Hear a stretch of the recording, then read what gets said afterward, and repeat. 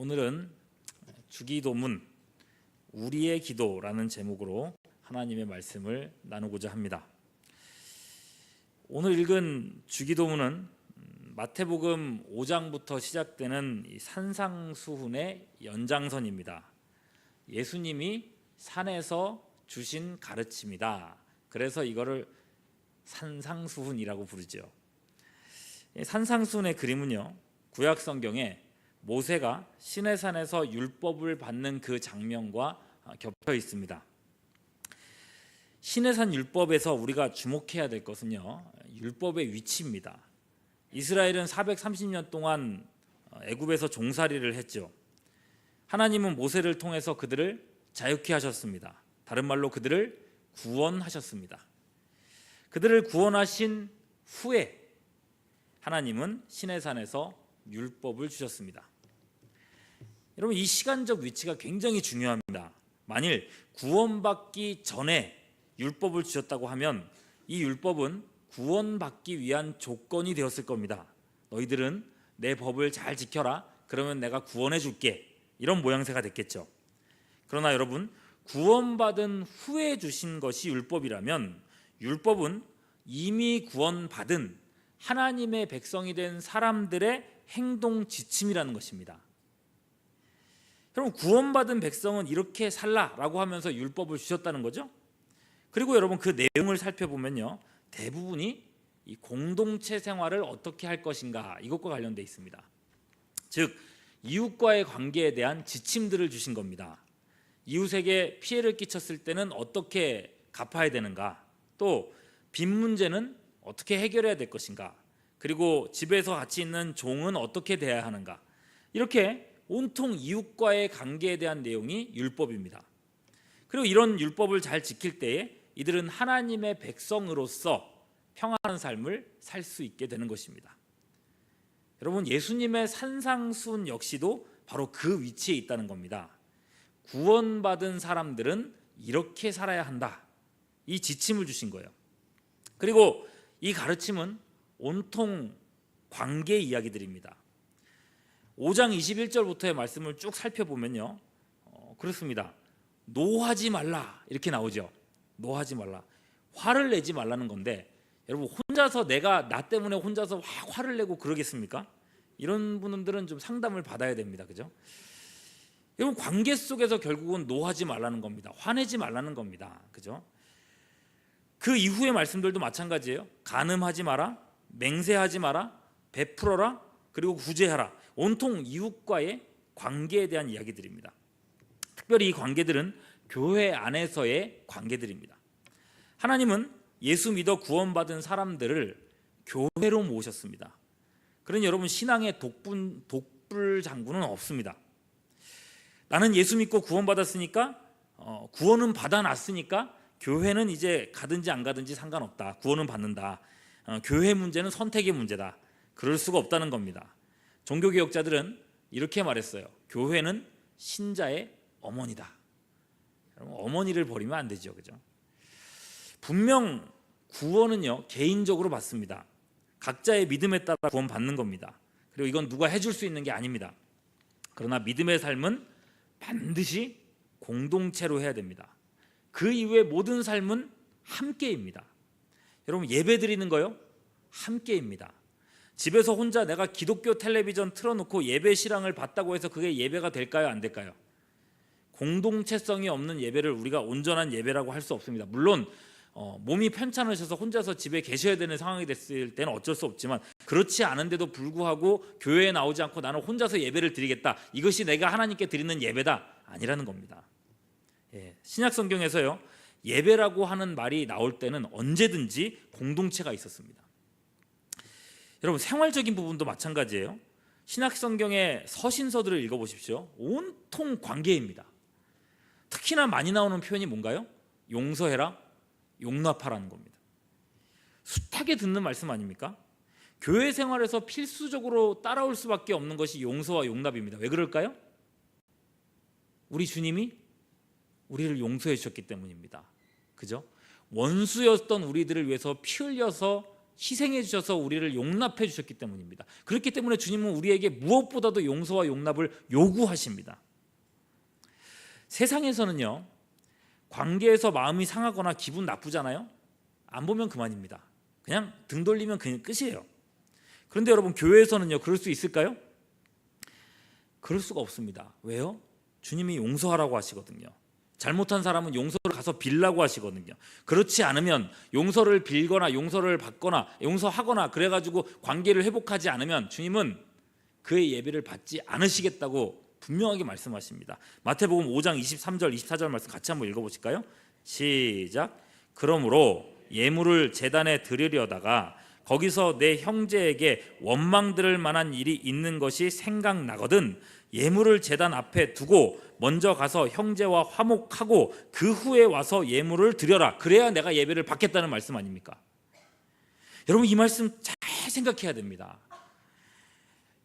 그 문제를 해결 안 했어요. 관계가 틀어졌어요. 굉장히 막 아주 상황 매우 그 관계가 크게 다투거나 해서 마음이 많이 상했죠.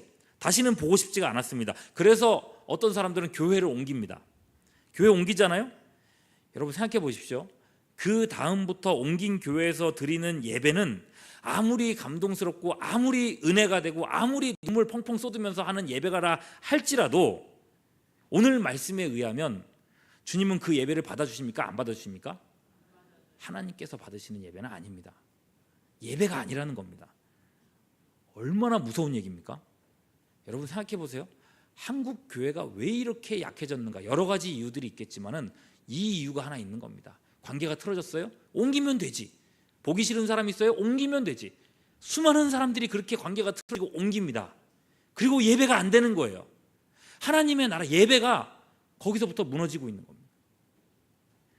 여러분, 이 말씀을 드릴 때 힘든 분들이 있다는 거 제가 압니다. 제가 설교 준비를 할 때에 우리 교회로 옮겨 오신 분들에 대한 생각이 굉장히 많이 들었어요.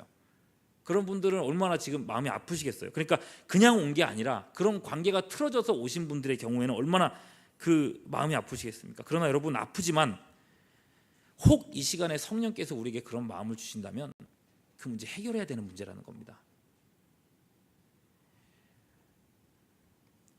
여러분, 하나님과의 관계가 열리는 게 중요합니다. 하나님 앞에 온전한 예배를 드리는 성도가 하나님께 영광을 돌리는 성도고, 그래야 우리의 삶이 열려지는 역사가 일어납니다.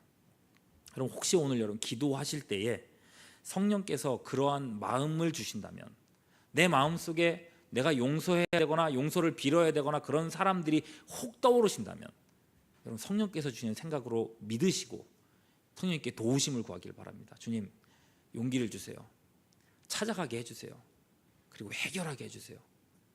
그리고 자유케 되시기를 바랍니다. 그리고 마음껏 하나님 앞에 예배 드리실 수 있기를 바랍니다. 뭐 교회 옮긴다고 뭐라고 드리는 거 아니에요. 제가 말씀드리는 핵심을 아시겠죠? 관계입니다. 신앙생활은요, 이렇게 관계로 엮여져 있습니다. 에베소서 2장 21절 22절 말씀 같이 한번 읽어볼까요? 시작. 그의 안에서 건물마다 서로 연결하여 주 안에서 성전이 되어 가고 너희도 성령 안에서 하나님이 거하실 처소가 되기 위하여 그리스도 예수 안에서 함께 지어져 가느니라. 함께 지어져 가는 것, 이것이 교회이고 신앙생활의 본질입니다. 그리고 그 연장선상에 기도가 있습니다. 여러분, 기도를 우리는요, 개인의 문제로 여기기가 참 쉽습니다.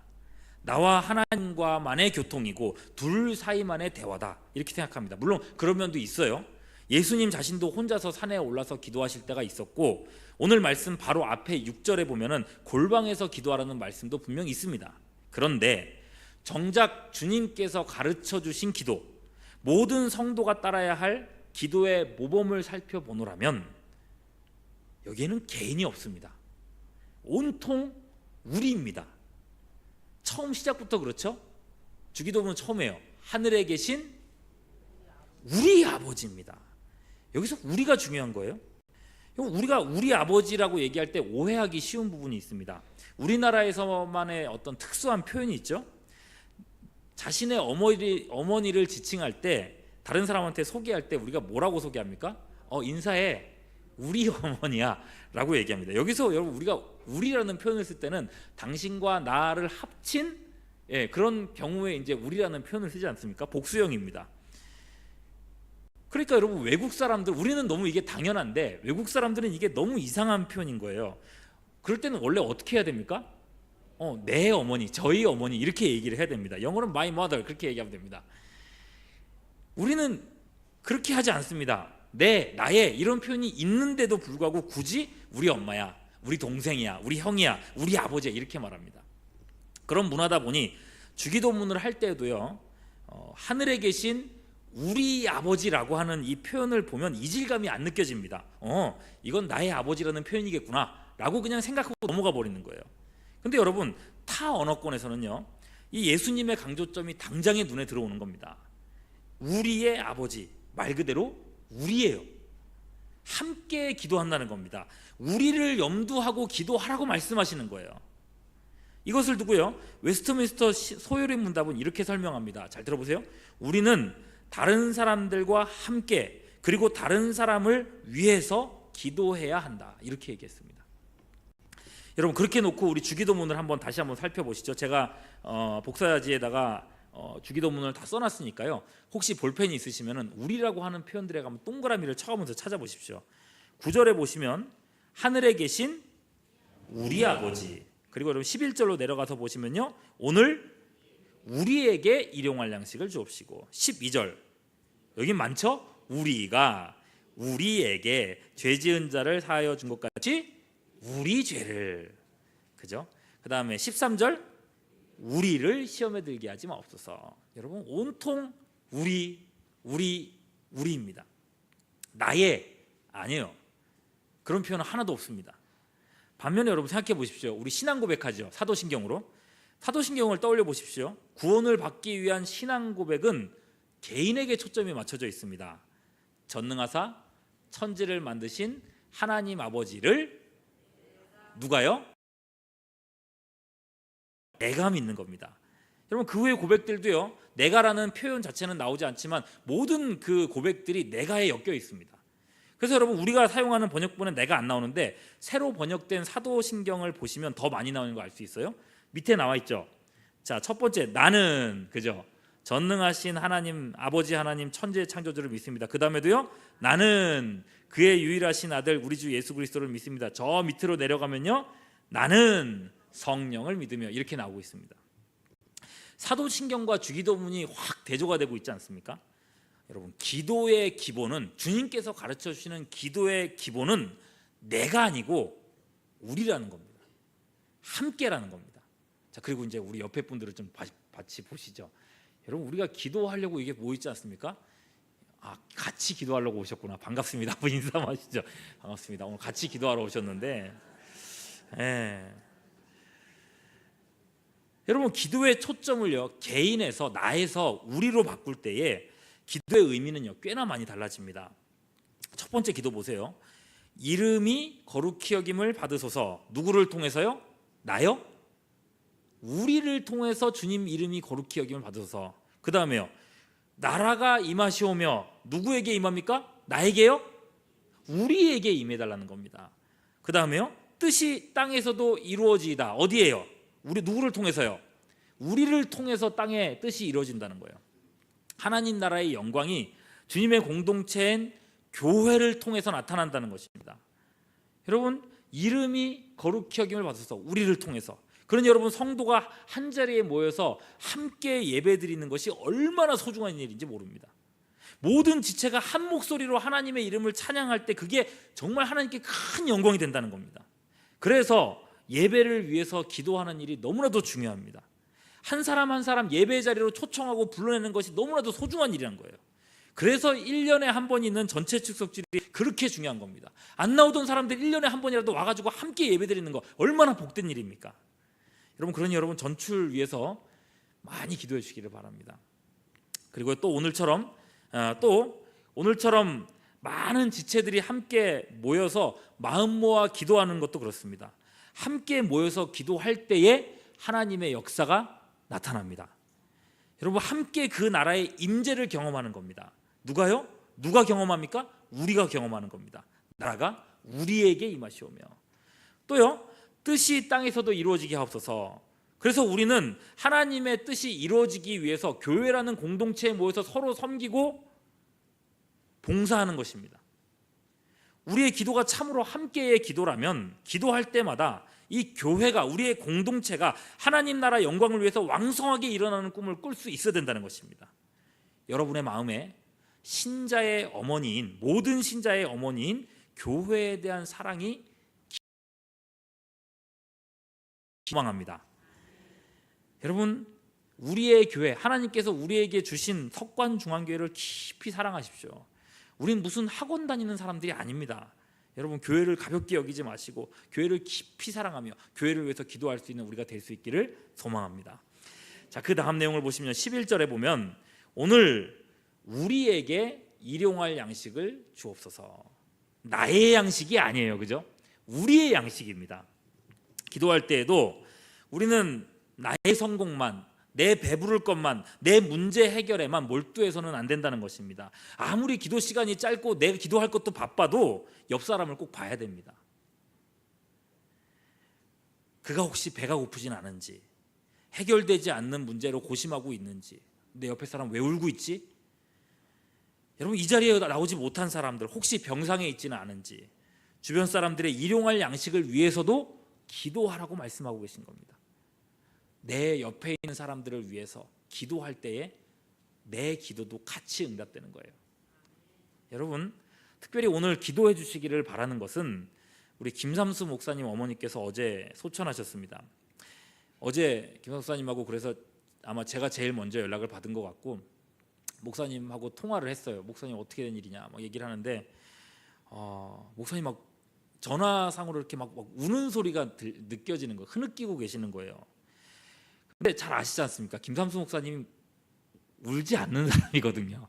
제가 김삼수 목사님하고 한 5년 6년 보면서 우는 모습을 딱 2번 봤습니다. 한 번은 우리 교회에서 이제 다른 교회로 가실 때에 그때 마지막 설교하시면서 우르셨고, 그리고 그때 전화 통화로 한번 우르셨어요. 안 우는 사람이 우니까 왜 이렇게 마음이 막 찢어지고 아픈지 모르겠어요. 여러분, 그런 고통에 있는 분들 한 사람 한 사람을 생각하면서 기도하는 것, 이것이 우리의 일용할 양식을 구하는 기도라는 것입니다. 또 한 가지요. 우리가 우리에게 죄 지은 자를 사하여 준 것 같이 누구의 죄를요? 우리 죄를 사해달라. 공동체의 죄입니다. 우리의 죄를 사해달라고 했습니다. 이 기도는 사실상 선지자의 기도입니다. 선지자들은 이스라엘 민족이, 자기 민족이 아무리 썩어 빠졌고 타락했어도 그들의 죄를 자신과 상관없는 죄라고 여기지 않았습니다. 선지자들 잘 살았잖아요. 선지자들 하나님께서 인정했던 사람들이잖아요. 그러나 그 선지자들은 항상 기도할 때마다, 그 민족을 두고 기도할 때마다 주님, 우리의 죄입니다, 이렇게 기도했습니다. 민족을 향해서 손가락질하면서 너희 죄야, 너희는 나쁜 놈들이야 라고 말하지 않았어요. 썩어 문드러진 민족을 보면서 망에 마땅하다고 말하지 않았습니다. 오히려 그들의 죄를 내 죄라고 동일시했습니다. 그래서 우리의 죄를 용서해달라고 부르짖었던 거죠. 성도라 하면서 교회 밖에서 교회를 손가락질한다. 여러분, 많이 배워야 됩니다. 많이 배워야 돼요. 여러분, 그 기도가 어떻게 하나님 앞에 상달될 수 있겠습니까? 하나님이 찾으시는 사람은요, 하나님 우리의 죄를 사해 주십시오, 우리의 공동체의 약함을 용서해 주십시오, 우리를 고쳐 주십시오, 그렇게 기도하는 사람들입니다. 여러분, 몇 가지를 살펴봤습니다. 중요한 건 우리의 기도가 이제는 달라져야 한다는 것입니다. 주님께서 가르쳐 주신 그 핵심에 맞닿아 있어야 됩니다. 우리의 기도는요, 서로를 향해 있어야 됩니다. 서로를. 그래서 우리가 여기에 모여 있는 겁니다. 개인의 기도 중요합니다.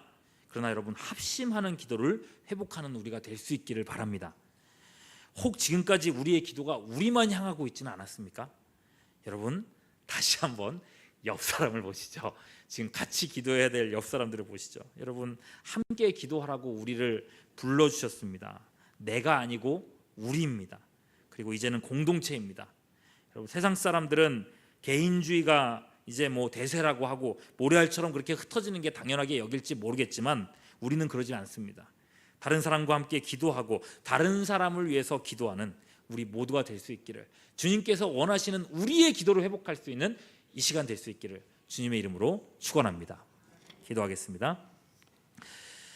하나님 아버지, 우리가 주님의 보좌 앞에 모였습니다. 이 밤에도 우리가 기도하고자 합니다.